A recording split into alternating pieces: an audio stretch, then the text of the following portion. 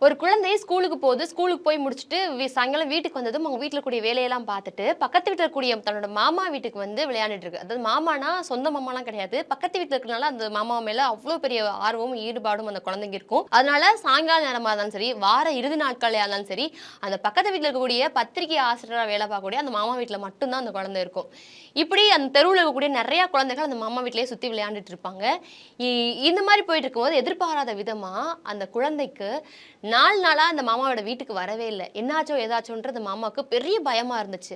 திடீர்னு ஒரு நாள் ஒவ்வொருத்தவங்கள்ட்டயா கேட்கும்போது, அந்த குழந்தைகள்ட்டயா கூப்பிட்டு கேட்பாங்கல்ல, என்னாச்சோன்ட்டு. அந்த மாரி கேட்கும்போது, "என்னன்னே தெரியல. அவ படுத்த படுக்கையாவே கிடக்குறா" அப்படின்னு பொத்தாம் பொதுவா சொல்லிட்டு போயிட்டாங்க. இவருக்கு மனசே கேட்காம மறுபடியும் அந்த வீட்ல இருந்து வெளிய வரக்கூடிய ஒரு வேலைக்கார அண்ணாட்ட வந்து கேட்கும்போது, அந்த குழந்தை வந்து எந்திரிக்கவே மாட்டேங்குதுப்பா. எப்ப பார்த்தாலும் உங்கள நெனச்சிட்டே இருக்கு அப்படின்னு தான் சொல்லிட்டாரு. உடனே இவருக்கு வந்து ஒரு பெரிய அதிர்ச்சியா இருக்கு. "இது என்னைய நெனச்சிட்டு இருக்கா?" அப்படின்ற மாரிலாம் ஒரு பெரிய அதிர்ச்சியா இருக்கும். இப்போ எப்ப போய் பார்க்குறது? இவர் நைட் நேரத்தில கேட்டுருக்காரு. நம்ம நைட்டே போய் ஒரு விவரம் தெரியாத, இதுவரைக்கும் முகம் பார்க்காத ஒரு வீட்ல போய் நம்ம கேட்கிறதா அப்படின்னு சொல்லிட்டு, ரொம்ப கலக்கத்துல இருக்கிறாரு. ஆனாலும் அந்த குழந்தை எதுக்காக இந்த மாமா மேல உன்னைய நினைச்சிட்டே இருக்குன்றத வேலையாள் சொல்லிட்டு போணும். அப்படின்ற ஒரு பெரிய மனக்குழப்பத்துல இருக்கிறாரு. இந்த குழந்தைக்கு என்ன ஆச்சு அப்படின்றது தான் இங்க பெரிய பேரதிர்ச்சியே. ஒரு பத்திரிகை ஆசிரியரா வேலை பார்க்கக்கூடிய பக்கத்து வீட்ல ஒரு மாமா இருக்கிறாரு. அவரு சாயங்காலம் ஃபுல்லா வேலை பார்த்துட்டு, சனிக்கிழமை இரவு லேட்டா தூங்கலாம் அப்படின்றதுக்காக எல்லா குறிப்பையும் எடுத்து வச்சுட்டு, சனிக்கிழமை நைட்டு லேட்டா தூங்குறாரு. ஏன்னா ஞாயிற்றுக்கிழமை வந்து லேட்டா எந்திரிச்சுக்கலாம் அப்படின்ற மாரி தூங்குறாரு. பார்த்தா காலையில இவரு எந்திரிக்கிறதுக்கு முன்னாடி ஒரு பெரிய அங்கங்கன்னு சொல்லிட்டு கச்சமச்சான்னு ஒரு சத்தமா கேட்குது. என்னடா இவ்ளோ சத்தம் கேட்குதுன்னு சொல்லிட்டு அதையும் தாண்டி தூங்குறாரு.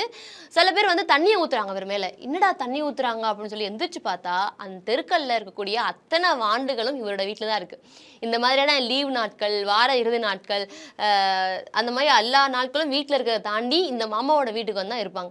ஆனா, இந்த மாமாவோட அம்மாவுக்கு இதெல்லாம் பிடிக்காது. ஏன்னா, எல்லாமே என்னென்னலாம் நம்ம அடுக்கி அடுக்கி வச்சிருந்தோமோ, எல்லாத்தையுமே கிளச்சிட்டு போயிட்டு போகக்கூடியது தான் அந்த குழந்தைகளோட சுபாவமா இருந்துச்சு. அதனால இதுதான் என்ன பழக்கமோ, பக்கத்து வீட்டு குழந்தைங்கள கூட்டு வந்து இங்க வச்சுட்டு விளையாண்டுட்டு இருக்க, இதெல்லாம் நல்லதா? அப்படின்ற மாரி அவங்க அம்மா திட்டிட்டு இருப்பாங்களாம். ஆனா, இவருக்கு வந்து இந்த குழந்தைகள் மேல அவ்ளோ பெரிய ஆர்வம்.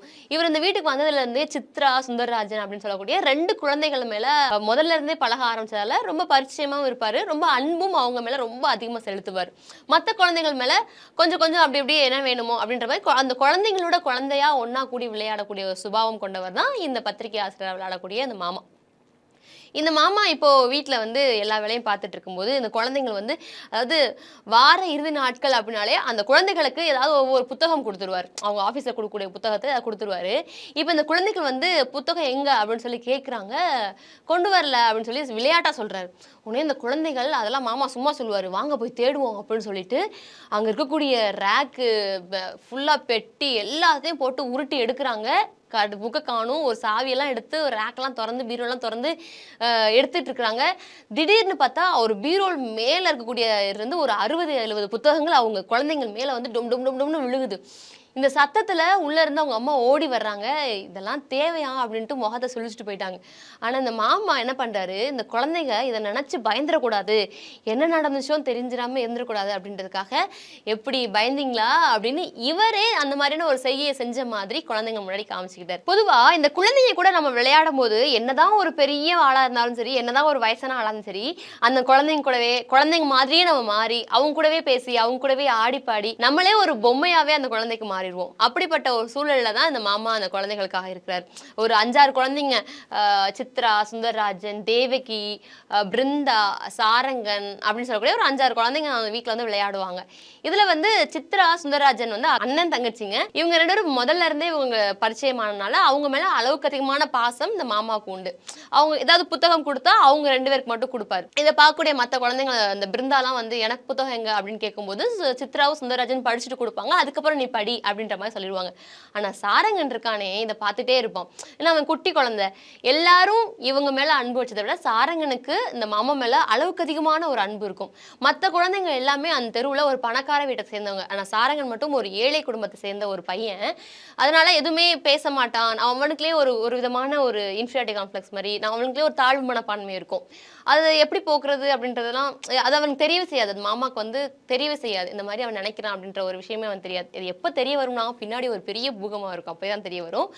இப்போ என்ன ஆகும்னா இப்போ ஒரு புத்தகம் வந்து சுந்தரராஜனுக்கும் சித்ராவுக்கும் கொடுத்து படிக்க வைப்பாங்க. அதை பார்க்குறாரு சாரங்கன் பார்க்குறான். சாரங்கன் பார்க்கும்போது எனக்கும் எப்போ தருவாங்கன்னு சொல்லி காத்துட்டு இருக்கிறான். அதை வந்து சுந்தரராஜன் வாங்க வரும்போது தள்ளிக்கூடா அப்படின்னு சொல்லிட்டு தாங்க வர்றான். ஒரு சாரங்கனுக்கு வந்து ஒரு விதமான ஒரு மன அழுத்தம் உருவாகுது. மறுபடியும் ஒரு டைரி வந்து எழுதி கொடுக்குறாரு இந்த மாமா வந்து அன்பளிப்பு அப்படின்னு சொல்லிட்டு சுந்தரராஜனுக்கு வந்து ஒரு அன்பளிப்பு ஒரு டைரி கொடுக்குறாரு. இதையும் சாரங்கன் பார்க்குறான். எல்லாத்தையுமே ஒவ்வொரு விஷயமா பார்க்குறான். ஆனால் இவனுக்கு எதுவுமே கொடுக்கல அப்படின்னு இவனுக்கு வந்து குட்டி புத்தகம் கொடுக்குற அளவுக்கு இவன் வளரல. இன்னும் ஒரு சின்ன பையனா தான் இருக்கான். பெரிய பிள்ளை ஆகட்டும் அப்படின்றப்ப வந்து கொடுக்கவே இல்லை. வீட்டுக்கு வந்தா இவங்க வீட்டில் இருக்கக்கூடிய எல்லா புத்தகத்தையும் வாங்கி படிச்சுக்கலாம் அப்படின்ற மாதிரி இப்படி போயிட்டு இருக்கிறப்போ ஒரு நாள் இந்த பிருந்தான்னு ஒரு குழந்தை இருக்கும் இல்லையா, அந்த குழந்தை வந்து எப்பவுமே வாரம் வீட்டுக்கு வரக்கூடிய பிள்ளைங்க, சாயங்காலம்னா அந்த மாமாவோட வீட்லயே தங்கக்கூடிய பிள்ளைங்க. 4 நாள் 5 நாளா அந்த பிருந்தான்ற குழந்தை வீட்டுக்கு வரவே இல்லை. இது இவருக்கு ஒரு பெரிய அதிர்ச்சியா இருந்துச்சு. என்னடா இந்த குழந்தை வராமே இருக்காதே, என்ன ஆச்சு அப்படின்னு சொல்லி எல்லாத்தையும் விசாரிக்கும் போது அந்த பொண்ணுக்கு வந்து காய்ச்சல், படுத்த படுக்கையா இருக்கு அப்படின்னு சொல்லிட்டாரு. ரொம்ப அதிர்ச்சி ஆயிட்டாரு. அப்புறம் அந்த வீட்டில் கூடிய வேலையாள்கிட்ட கேட்கும்போது அந்த குழந்தை உங்களை பத்தியே நினைச்சிட்டு இருக்குப்பா அப்படின்னு சொல்லிட்டாங்க. சரி இது ஒரு நைட்டு டைமா இருக்கு, இந்த நேரத்துலவே நம்ம பார்த்தோம்னா தப்பாகும், அவங்க அம்மா அப்பாவை கூட எனக்கு முன்ன பின்ன பார்த்ததே இல்லை அப்படின்னு சொல்லிட்டு நைட்டு போகாம காலையில போவோம் அப்படின்னு நினைக்கும் போது கூட அவரால் நிம்மதியா படுக்கவே முடியல. என்னதான் நேரமா இருந்தாலும் பரவாயில்ல, போய் அந்த குழந்தைய பார்த்துட்டு வந்துருவோம் அப்படின்னு சொல்லிட்டு கிளம்பி போறாரு. போய் அந்த குழந்தை படுத்திருக்கும் போது பிருந்தா அப்படின்னு தான் கூப்பிடுறாரு. மாமா அப்படின்ட்டு அந்த குழந்தை எந்திரிச்சு உட்கார ஆரம்பிச்சிருச்சு. இது வந்து அவருக்கு ஒரு பெரிய அதிர்ச்சியா இருந்துச்சு. நம்ம இந்த குழந்தைகளுக்காக எதுவுமே பண்ணலையே, ஆனாலுமே அந்த குழந்தைங்க நம்ம மேல அவ்வளோ பெரிய அளவு கடந்த ஒரு அன்பையும் உண்மையான அன்பை நம்ம வச்சிருக்காங்க, இதுக்கு நம்ம என்ன பண்ண போறோம் அப்படின்ற ஒரு உணர்ச்சி இவருக்கு தோண ஆரம்பிச்சிருச்சு. இது இப்படி நான் அடுத்தடுத்த 4 நாட்கள் தொடர்ந்து பிருந்தா வீட்டுக்கு போனனால பிருந்தா குணமாயிட்டா, அதுக்கடுத்து என்னையால குணமானா அப்படின்ற மாதிரி வரும். அதாவது அந்த மாமாவால தினமும் போய் ஒவ்வொரு நாளும் அந்த பிருந்தாவை பார்த்தனால பிருந்தாக்கு ஒரு விதமான புது உணர்ச்சி வருது. அப்படியே அவ குணமாயிடுறா. இப்படி போயிட்டு இருக்கும்போது பிருந்தாவோட வீட்டுக்கு போயிட்டு வந்ததை ஒரு நாள் சாரங்கன் அந்த ஏழை குழந்தைன்னு சொன்ன இல்லையா, அவன் பார்த்துட்டான். நீங்க என்ன பிருந்தா வீட்டுக்கு மட்டும் போறீங்கல்ல, எங்க வீட்டுக்கும் வாங்க அப்படின்னு சொல்லி வலுக்கட்டாயமா பிடிச்சி இழுக்கிறான். ஏன்னா அந்த மாமாவுக்கு வந்து யாருன்னே தெரியாத ஒரு வீட்டுக்கு, நம்மளா இருந்தாலுமே யாருன்னே தெரியாத ஒரு வீட்டுக்கு பெரியவங்க கூப்பிடாம இந்த சின்ன குழந்தைகள் மூலமா கிடைக்கக்கூடிய நட்பை வச்சு அந்த வீட்டுக்கு போறது அப்படின்றது அவ்வளவு நல்லாவும் இருக்காது அப்படின்றது இந்த மாமாவுக்கு பட்டுச்சு. அதனால நான் வரலன்னு தட்டி கழிக்கிறாரு. இந்த குழந்தைய நம்ம எப்படியாவது சமாளிக்கணும் அப்படின்றதுக்காக இந்த வாரம் ஞாயிற்றுக்கிழமை வர்றேன் அப்படின்னு சொல்லிட்டு அலுவலகத்துக்கு கிளம்பி அந்த மாமா போயிடுவாரு. இப்போ இந்த வாரம் ஞாயிற்றுக்கிழமை வருது. ஞாயிற்றுக்கிழமை வரும்போது அந்த மாமா வருவாருன்னு சொல்லி அவ்வளவு தூரம் காத்துட்டு இருந்தாரு. ஞாயிற்றுக்கிழமை வரல. அதனால சாரங்கன் என்ன பண்ணா, திங்கட்கிழமை காலையில கிளம்பி வந்து நீங்க ஏன் நேற்று வரல அப்படின்னு சொல்லி ரொம்ப கோவமா கேட்குறான். உடனே நான் ரொம்ப வலுக்கட்டாயமா அந்த மாமா போட்டு கொஸ்டினா கேட்டுட்டு இருக்கப்போ இந்த மாமாவுக்கு வந்து உடஞ்சு போய் நான் வரமாட்டேன் போடா அப்படின்னு சொல்லிட்டு ஒரு கடினமான வார்த்தைகளால ரொம்ப கோவப்பட்டு அந்த குழந்தைய சொல்லி அனுப்பிடுறான். உடனே ஓன்னு கத்தி அழுதுகிட்டே சாரங்கன் தன்னோட வீட்டுக்கு போயிடுறான். இந்த மாதிரி சின்ன சின்ன விஷயங்கள்ல சாரங்கன் மன அழுத்தத்துல இருக்கும்போது இந்த மாமாவும் இந்த மாதிரி ஒரு கடின சொன்னதுக்கு அப்புறம் அவனால தாங்கிக்கவே முடியல. ஏதாவது ஒரு புத்தகத்தை மாமா வாங்கி எடுத்து படிச்சுட்டு இருந்தாரு அப்படின்னா, ஏன்னா அந்த பத்திரிகை அவரோட வயசுக்கு ஏற்ற மாதிரி அவரோட அலுவலகத்துல தேவையா இருக்கக்கூடிய புத்தகத்தை எடுத்து படிச்சுட்டு இருக்கும்போது நானும் படிக்கிறேன், அதே புத்தகத்தை சாரங்கன் எடுத்து படிப்பாராம். அப்போ வந்து இது வந்து ஒரு படிக்கிற வயசு இல்லை, உனக்கு வந்து வயசாகட்டும், இன்னும் கொஞ்சம் நாள் போனதுக்கப்புறம் நானே உனக்கு படிக்க கொடுக்குறேன் அப்படின்ற புத்தகத்தை வாங்கி வச்சிருவாராம். இந்த மாதிரி தனக்கு ஒரு புத்தகம் கொடுக்கலையே இன்னும் படிக்க அப்படின்ற மாதிரியான ஒரு சின்ன மன அழுத்தங்கள் அங்கங்க ஏற்பட்டதுக்கு அப்புறம் சாரங்கனுக்கு ரொம்ப பெரிய இந்த வீட்டுக்கு வரமாட்டேன் அப்படின்னு சொன்னது வந்து ஒரு பெரிய இழப்பு மாதிரி அவன் தோண ஆரம்பிச்சிச்சு. நம்ம வீட்டுக்கு மட்டும் வர மாட்டேங்கிறாங்க, அவங்க வீட்டுக்குலாம் போறாங்க அப்படின்னோடனே உடனே என்ன பண்ணியிருக்கான், வலுக்கட்டாயமா ஒரு நாள் நீங்க வந்தே ஆகணும் அப்படின்னு சொல்லி கையை பிடிச்சி ரோட்ல இழுத்துக்கிட்டே போய் அவங்க வீட்டோட எதிர்த்த வீட்டுல உள்ள நுழையிறான். இப்போ வந்து அந்த மாமாவுக்கு வந்து ஒரு விதமான மன அழுத்தம். வீட்டில் யாரும் எதுவும் கேட்டுருவாங்களோ, ஏன் வந்தீங்கன்னு கேட்கலன்னா கூட எனக்கு பரவாயில்ல, அதுவே எனக்கு போதும் அப்படின்னு நினச்சிட்டு தான் உள்ள போறான். அப்போதைக்கு அவங்க அப்பா இருக்கிறாங்க. வாங்க தம்பின்னு சொல்லி உள்ள கூப்பிடுறாங்க. அவங்க வந்து எதுவுமே பேசாம உள்ள விட்டது வந்து எனக்கு ஒரு ராஜ மரியாதை மாதிரி இருந்துச்சு அப்படின்னு சொல்லி அந்த மாமா கேரக்டர் சொல்லுவாங்க.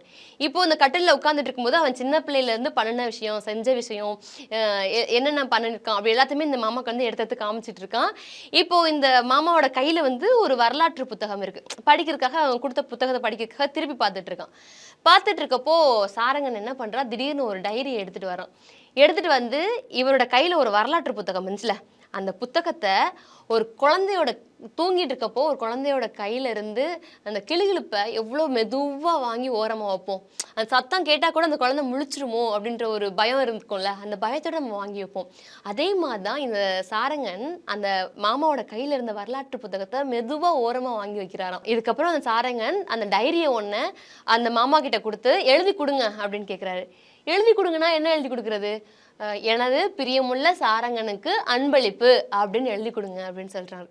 இப்போ இவருக்கு வந்து பயங்கர அதிர்ச்சியா இருக்கும். அப்போ இவன் வந்து இந்த மாதிரி ஒவ்வொரு விஷயத்துலையுமே தன்னோட எண்ணங்கள்ல வந்து இந்த மாதிரி அவனுக்கு ஓடி இருக்கு, நம்ம அவனை வந்து கஷ்டப்படுத்தியிருக்கோம் அப்படின்றது இப்பதான் அந்த மாமாவுக்கு புரிய வந்திருக்கும். இந்த மாதிரி நிறைய விஷயங்கள் நம்மளுக்கு தெரியாமலே நம்ம வந்து ஹர்ட் ஆயிருப்போம். நம்ம ஒருத்தவங்க மேல அன்பு வச்சிருப்போம், அவங்க வேற ஒருத்தவங்க மேல அன்பு வச்சிருப்பாங்க, அவங்களுக்கு தேவையான எல்லாத்தையும் செய்வாங்க, அவங்களுக்கு வேணுங்கிறதெல்லாம் வாங்கி கொடுப்பாங்க. ஆனா நம்ம வந்து எந்த எதிர்பார்ப்புமே இல்லாம நம்மளோட அன்பை முழுசாவே அவங்க கிட்ட கொடுத்துக்கிட்டே இருப்போம். இந்த மாதிரி ஒவ்வொரு விஷயத்தை நம்ம கொடுத்துட்டே இருக்கும்போது ஏதோ ஒரு கட்டத்துல ஒரு வெடிப்பு வந்துடும். எல்லாமே அவங்களுக்கே பண்ணிட்டு இருக்காங்களே, நம்மளும் இவங்களுக்கு பண்றோம், ஏதாவது திரும்பி பார்த்தா நல்லா இருக்குமே அப்படின்ற ஒரு பெரிய வெடிப்பு இந்த சின்ன பையன் இருக்கான் இல்லையா சாரங்கன், அவனுக்கு அந்த எழுதி கொடுங்க அப்படின்ற ஒரு வார்த்தை சொல்லியிருப்பான். அதுதான் வந்து உண்மையா அன்பா இந்த இடத்துல பார்ப்பாங்க. இப்போ இந்த கதையை வந்து முடிக்கும்போது இது வந்து அன்பளிப்பு அப்படின்ற அழகிரிசாமி அவர்கள் எழுதிய கதை. இது ஒரு சின்ன சிறுகதை தான். இந்த கதையை முடிக்கும்போது சிறுகதையாவே இருந்தாலும் இந்த கதையில இருந்து நான் கத்துக்கிட்ட விஷயம் முதல்ல இந்த மாதிரி குழந்தைகள்லாம் புக்கு படிப்பாங்களா அப்படின்றது கூட உங்களுக்கு தோணலாம் இன்னைக்கு இருக்கக்கூடிய காலகட்டத்தில். ஏன்னா எல்லாமே ஃபோனு லேப்டாப்பு, நீங்க புக்கு கொடுத்தா கூட இப்பெல்லாம் படிக்க மாட்டாங்க அப்படிலாம் சொல்லலாம். ஆனா அதெல்லாம் ஒரு பக்கம் இருந்தாலுமே இந்த உலகத்துல அன்புனா என்ன அப்படின்றதுக்கு இந்த சாரங்கன் அழகான ஒரு ஒரு லெசன் நம்ம கற்றுக் கொடுத்துருக்கான்னு சொல்லலாம். நான் எந்த எதிர்பார்ப்பும் அவங்க மேலே வைக்கல, அவங்களும் எனக்கு திருப்பி இதுதான் கொடுக்கணும் அப்படின்றத நான் நினைக்கல.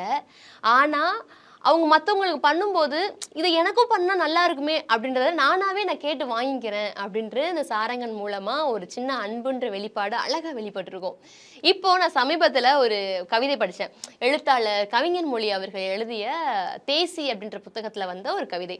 நேசிப்பேன் அப்படின்றதுக்கு உண்மையான அர்த்தம் என்னன்னா, நானும் நேசிக்கிறேன் நீயும் நேசி அப்படின்றது இல்லை, நான் உன்னை நேசிக்கிறேன், நான் உன்னை அன்பு செலுத்துறேன், அவ்வளவுதான் அப்படின்ட்டு இருக்கும். ஸோ இந்த அன்புன்றது என்ன, உங்களை பொறுத்த வரைக்கும் அந்த அன்பு எப்படி இருந்தால் நல்லா இருக்கும், எப்படி இருந்தால் உங்களுக்கு பிடிக்கும், இந்த சாரங்கனோட செஞ்சது சரிதானா, வலுக்கட்டாயமாக எழுதிட்டு போய் அவனோட அன்பை வெளிப்படுத்துனது சரிதானா, உங்களோட லைஃப்பில் இந்த மாதிரி நீங்கள் ஒருத்தவங்களை ஆசைப்பட்டு பிரியப்பட்டு அன்பு செலுத்தி உங்களுக்கு இந்த மாதிரி ஏதாவது ஹர்ட்டிங்ஸாக நடந்திருக்கா அப்படின்றத நம்மளோட கமெண்ட் பாக்ஸில் தெரியப்படுத்துங்க. இதே மாதிரி நிறைய கதைகள் நீங்கள் படிச்சிருப்பீங்க, இல்லை இன்னும் படிக்கணும்னு ஆசைப்படுவீங்க. அந்த மாதிரியான கதைகள்லாம் இந்த மாதிரி உருக்கமாக உருகி கதை சொல்லி கேட்டால் நல்லா இருக்குமே அப்படின்னு நினச்சிங்கன்னா நம்மளோட கமெண்ட் பாக்ஸில் தெரியப்படுத்துங்க. மறக்காமல் யூடியூப்பில் தேநீர் கதைகள் பக்கத்தை ஃபாலோ பண்ணிடுங்க. இன்ஸ்டாகிராம்லையும் தேநீர் கதைகள் பக்கத்தை ஃபாலோ பண்ணிவிட்டு தினமும் ஒவ்வொரு சின்ன சின்ன ரீல்ஸாக இருக்கக்கூடிய தமிழ் கதைகளை இன்ஸ்டாகிராம் தேநீர் கதைகள் பக்கம் மூலமாக நீங்கள் கேட்கலாம். நன்றி.